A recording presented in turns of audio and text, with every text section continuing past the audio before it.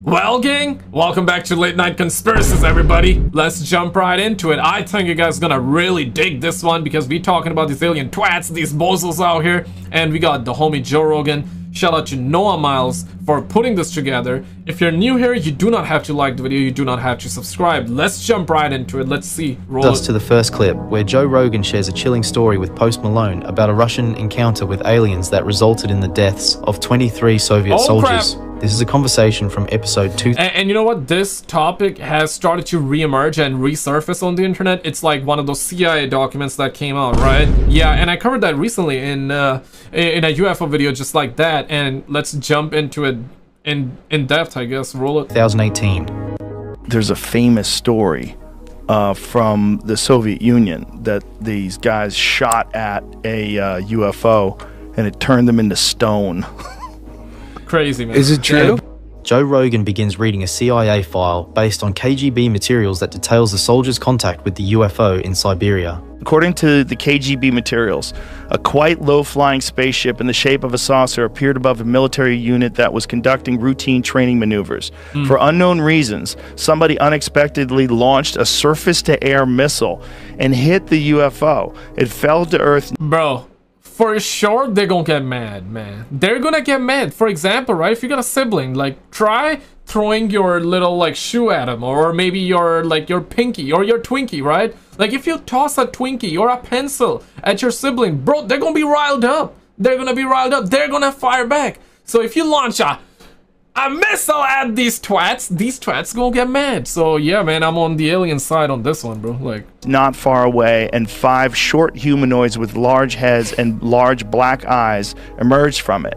It is stated in the testimonies by the 2 soldiers who remained alive that after freeing themselves from the debris, the aliens came close together and then merged into a single object that acquired a spherical shape.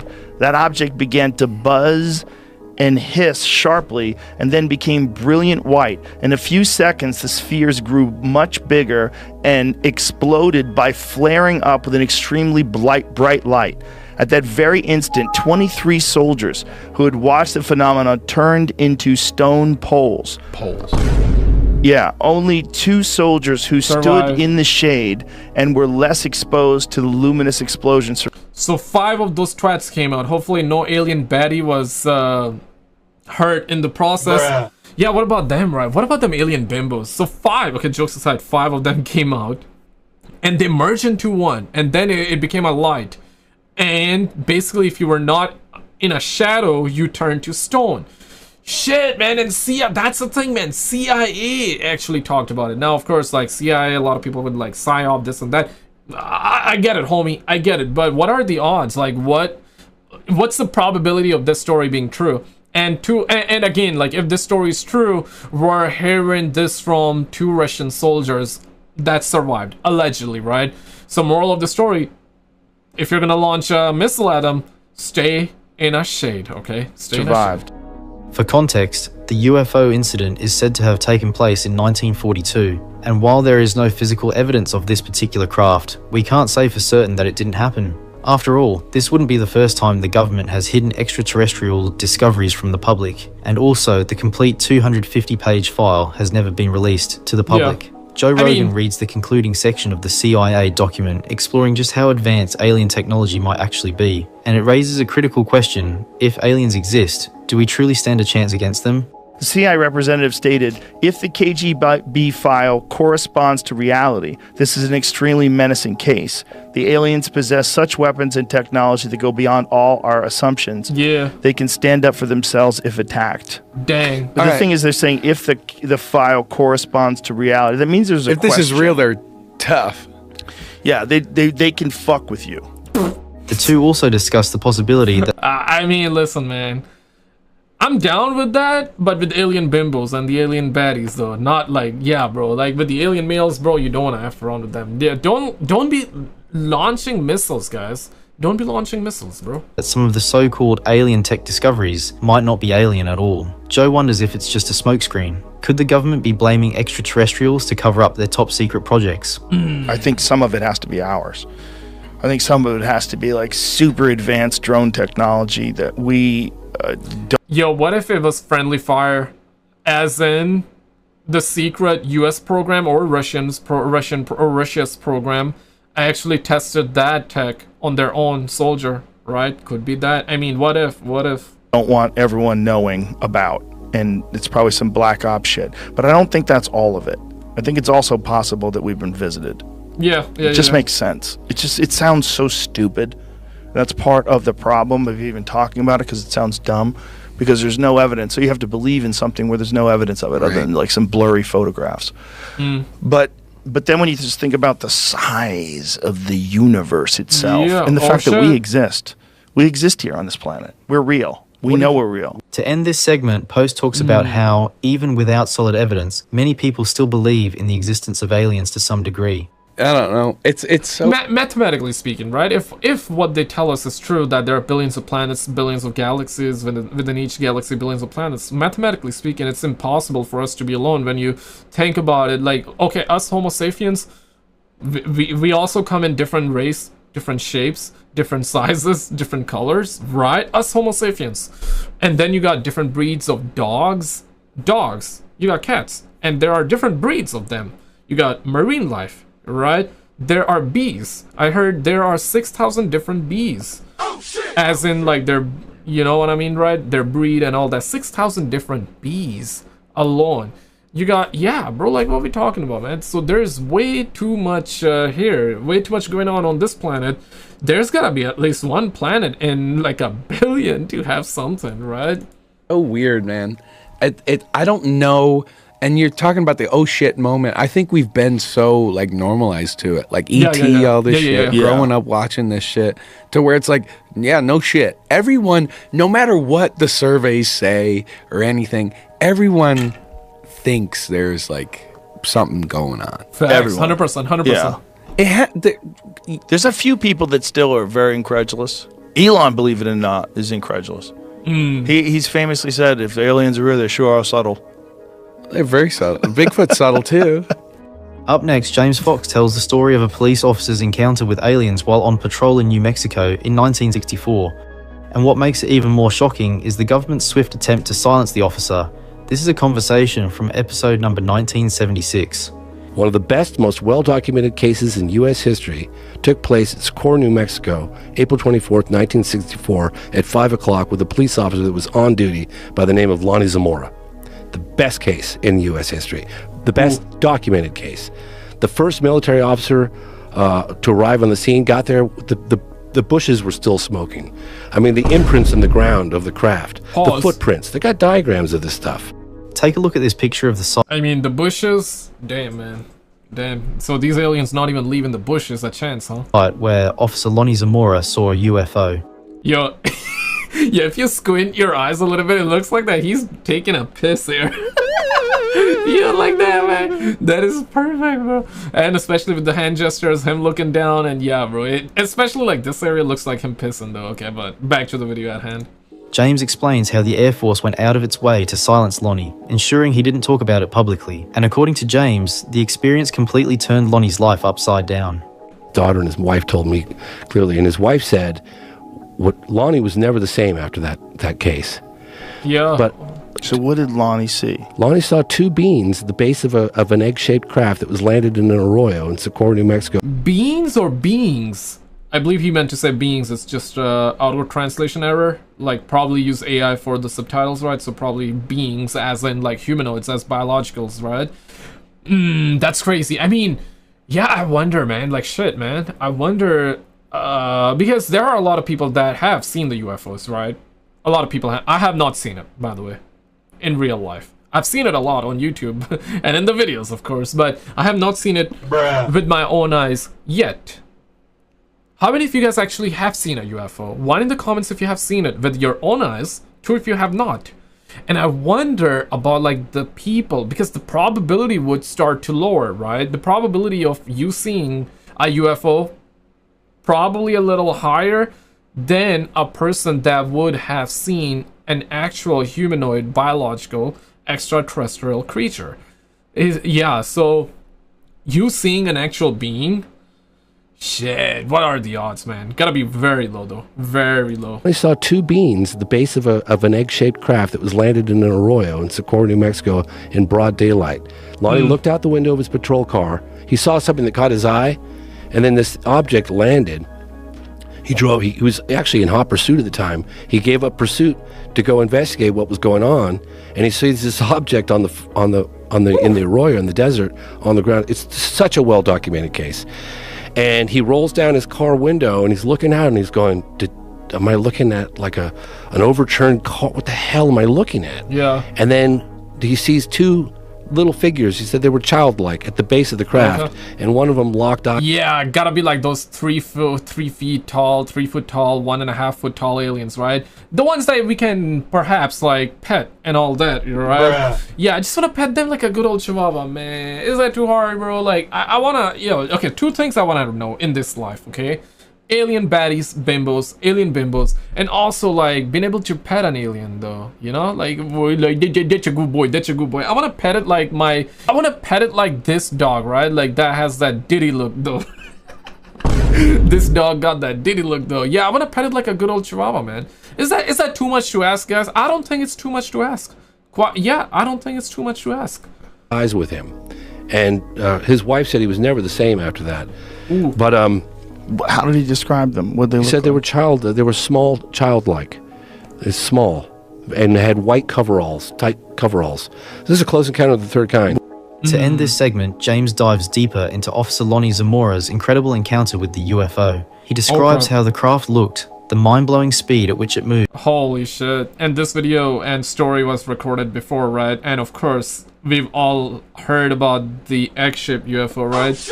News Nation, Jake Barber, eyes wide open, the guy never blinks, aka the guy that never blinks his eyes, actually came out and revealed that. Yeah, whether you believe it or not, that's totally up to you, but he did that. So yeah, a whole lot of egg-shaped UFOs. Yeah, a little bizarre. Moved, and one detail that stood out, a mysterious symbol imprinted on its body. The object was sitting on the ground, not for very long, just a few minutes. Lonnie saw the beings, and he went like around to get a closer look. I mean, he was like, what the hell am I looking at? And he drove his car around to get a closer look, and he lost contact for a second while he drove around to get a closer look. Now he's within 50 feet of this egg thing sitting on the ground. Egg thing, right? And he gets out of the patrol car. It starts making some weird noise, and it has a blue flame that comes out. And he said it was not like a rocket flame where it would hit the ground and dust everything up, but it pierced the ground like a knife through warm butter. And then when it got about 20 feet off the ground, it went completely silent with no flame, no nothing. You can hear a pin drop. And there was a symbol on the side of the craft. It was in yellow, and it was about 3 feet tall, and it was like a V like this, 2 lines and a line on top. Take a look at the image of the symbol Officer Lonnie saw on the side of the craft. Yo!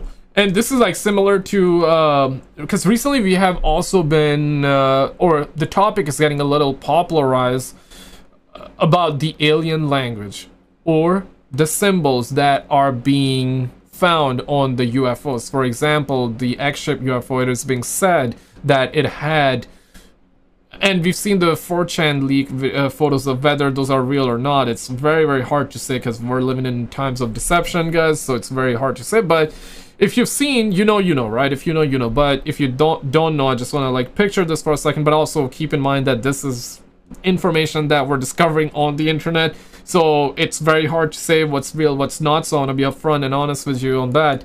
So yeah, a lot of symbols are being discovered on the UFOs, especially the egg-shaped UFOs. So that topic is also getting very, very popular. So this one is similar to that. So A, B, and C figure. Okay, do you call it figure? Fig? Okay, Fig 28. Dr. Hynek's own record of the Scoro insignia. Okay, so that's A. B, the currently accepted official insignia, and C, the initial false design Blue Book gave to the press in 1964. Oh crap. Real quick though, I want to say, if you do have the grams, I would love to have you there. Shout out to all of you for following on the grams. I would definitely appreciate you if you do, because you never know, right? Like, especially in this field, bro, you never know, man. So just in case something happens, check out the grams. It's SKizzle as my YouTube channel username if you don't have that. We also got Twitter or X Alright, let's get back to the content here, boo-boo. Roll up. And here's an illustration of what the aliens may have looked like from Officer Lonnie's point of view. Next, Joe Rogan and David Grush discuss the concept that aliens may have created humans. They explore the topic of genetic manipulation and the seeding of life on Earth by extraterrestrial beings. This is a conversation from episode number 2065. If these things that we're experiencing are the natural progression of what happens when you do seed life on planet, or you do accelerate biological life, you do have some sort of a genetic intervention where you take this thing that it has emerging intelligence and you accelerate it, and that thing will in turn, with all of its desire for innovation and creativity, and also all of its desire to control resources and have power and have influence, that it will eventually lead to the creation of what we're seeing. That these things are the next stage of this process. And that maybe... Now, some people do believe, you know, that topic is also quite relevant. Some people, or I should say a lot of people, also do believe in the idea, not fact, idea of, hey, what if these alien creatures, UFOs, are us from the future? Right? Like, ever thought about that or heard that? Yeah, let me know in the comments if you ever heard that. So that's one of those theories. And one of the other theory, which is a lot more popular, and yeah, it's crazy, because when I was on a movie set, right, like as a background extra, I'm pursuing acting in real life, but I was on an extra set. It was actually, now I can say it was, yeah, I'm in Montreal, by the way, so Montreal, Canada, and it was the Jackie Chan Kung Fu movie, the new one, the Karate Kid that's coming out. Oh, shit. Yeah, bro, so it's crazy. Of course, I cannot talk about some details, but now that the trailer's out, I can openly talk about this. So yeah, I was on a set for that, and I met a guy there, okay, and we started talking about it, and it's like, all of a sudden, from, I don't even know how, why, where, or how that happened, we started talking about like conspiracies, and all of a sudden we were like talking about the aliens and this and that.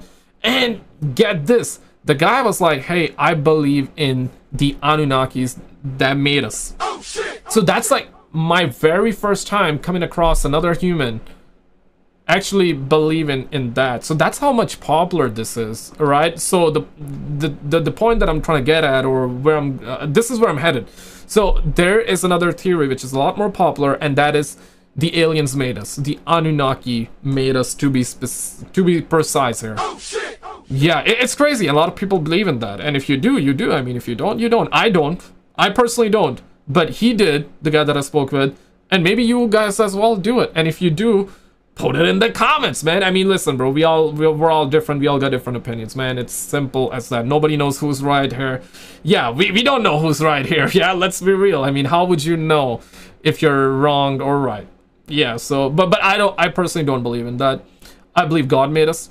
Simple as that. And maybe you don't believe in that, and that's cool. That's perfectly fine, homie. Or maybe you do. That's perfectly fine too. But yeah, but what if the idea behind it is crazy, right? What if, like, Anunnakis, the aliens made us? But then the question would be like, who made them? Okay, so they were also made by some other aliens. Then who made them? Who made them? The question would never end, right? It would never end. We're dealing with one form of that next stage, but there's another stage that's a million years more advanced than that, that's far superior, that doesn't even have a biological limitation in terms of physical space, that it exists completely in some other undetectable realm. While Joe doesn't explicitly mention aliens in this specific context, his suggestion of a deliberate act of seeding life or genetic intervention could imply the involvement of a more advanced civilization, possibly alien in nature. However, it's important to note that Joe doesn't provide concrete evidence for this theory. It remains speculative and open to interpretation. As the conversation progressed, Joe addressed the skepticism surrounding advanced extraterrestrial beings crashing their spacecraft. He offers a couple of theories to explain why this could be happening. I always wonder, when there's a crash, or when there's a body, or when there's a this and that, like, and people saying, well, why, if they're so advanced, why are they crashing? Yeah, well, hold on, which version are we looking at? We're not saying there's one thing that's visiting us. If there's one thing that's visiting us and we know where this one thing is, we could say, oh, well, that thing, it deals with a completely different solar system that's not as vulnerable. Facts. It doesn't have asteroid clouds. It doesn't have all. That's a very good point. And another point is that, why do we believe that they would be advanced in that specific area or category? They may be advanced in, let's just say, medicine, right? Maybe one of their kind, one of their species would be so advanced that if they were to get sick, they would just take that magic pill and all of a sudden, bam, they're like good. Whereas us Homo sapiens, depending on the situation, it may take a couple of hours, couple of days, or maybe, you know, it's deadly. Oh, the disease is deadly. Yeah, right? So maybe one of their species is super advanced in medicine, but it does not mean that they would be advanced in every other category too. Maybe this planet is a little fresh to them, a little new to them, at least to one of the species, so they crash. Or maybe they are visiting us so much, and 1 out of 10,000 of their UFOs actually crash. You know, maybe it's that. Yeah, it's one of those things, right? Like that. But that's the question, though. Like, it's a genuine question. Like, if they're so advanced, like how or why would they crash? Maybe they're not advanced in every single category. Maybe in some categories we are way ahead in comparison to them. Yeah, we do undervalue ourselves a lot, right? Individually and also collectively we do, when it comes to this topic especially. But what if we are advanced in some aspects? Not all, but in some. All these different things where it's like it doesn't have a planet that has super volcanoes. Maybe life evolved in a more stable environment and it allowed it to get to a far greater technological level, but not the ultimate. Yeah, we might be testing the extent of their adaptability. And like I said, are they crashing by accident? Right. Mission failure? Or on purpose? Joe makes it clear to Grush how little we know about the universe. He highlights the vastness of the universe compared to human life. He also discusses the James Webb Space Telescope's recent discoveries, which have raised questions about the universe's age and timeline. How about the Big Bang itself? Like, yeah. What happened? Something smaller than the head of a pin, for no known reason, becomes everything? Yeah. Okay. And what's the universe expanding into? Right. It's like a quantum foam or whatever the heck the latest theory is that's like beyond me. And then it perhaps just retracts back down to that infinitely small thing and then expands again, and that this is an endless cycle, and that we're just so limited because of our biological limitations, or our life and death is such a small little tiny blip. It's so minuscule in terms of just the overall known life of the universe. And then you have the James Webb Telescope that's, you know, there's people that question the actual length of time that occurred between the Big Bang and now. And speaking of that, James Webb Telescope, currently, this is gonna sound like a shocker, sit down, they are saying they have discovered alien life. Oh shit! Click on this video on the screen. In this one, I covered that topic, and also a UFO was recovered. And get this, the UFO that was recovered is very small, and there was alien language written on it. Yeah, both of those topics are covered in this video. Click on this video on the screen and check it out. It's crazy.